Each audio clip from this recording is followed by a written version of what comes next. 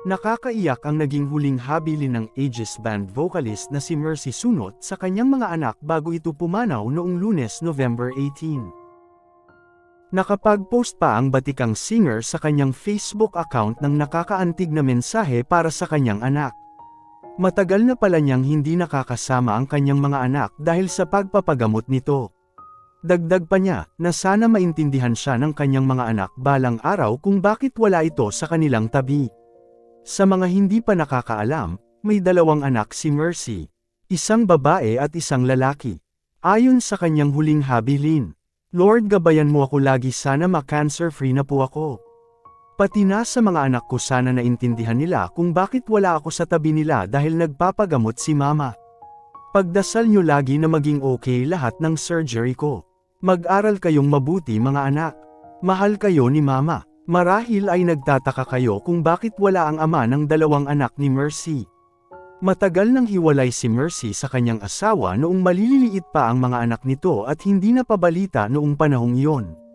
Matatandaang ibinahagi ng Aegis Band ang pagpanaw ni Mercy noong Lunes sa kanilang Facebook page ilang araw matapos ang kanyang operasyon sa baga.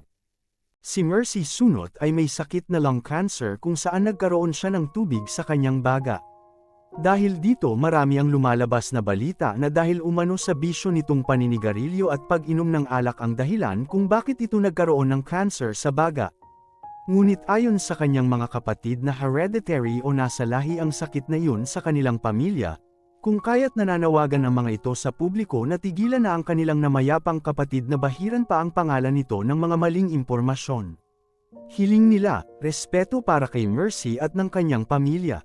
Pakiusap mula sa Aegis. Kami po ay taos-pusong nananawagan sa lahat na huwag po sanang paniwalaan ang mga kumakalat na maling impormasyon tungkol kay Mercy.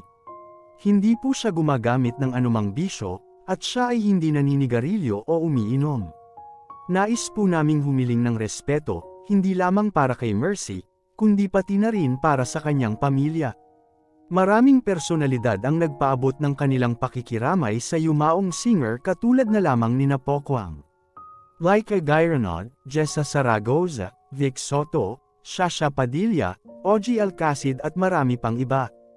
Maraming netizens din ang nagpaabot ng kanilang pakikiramay sa pamilya Sunot at sa mga kasama nila sa bandang Aegis.